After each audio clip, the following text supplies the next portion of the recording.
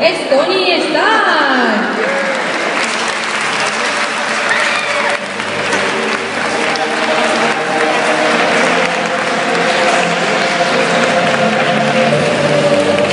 Que sepas que nos hemos aprendido el nombre porque ahora toca enrollate, ¿sabes? Bueno, tu nombre, el personaje ya creo que es evidente, pero cuéntanos un poco de ti. Bueno, yo soy un cosplayer leonés, soy Exabra, estoy especializado en armaduras y bueno, yo sabía que Bob Layton iba a estar aquí este fin de semana y entonces bueno, pues ya de traer algo pues, que había firmado, ¿sabes? Y traer algo fresquito para este evento. Básicamente decir que lo que he hecho desde este cosplay ha sido el casco, que ha sido lo que me ha llevado unas tres semanas hacerlo y bueno, eso es todo. ¿Y con qué material está hecho?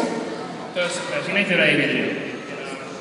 Tiene una base de papel y todo reforzado con resina, fibra de vidrio y el detalle está muy oscuro.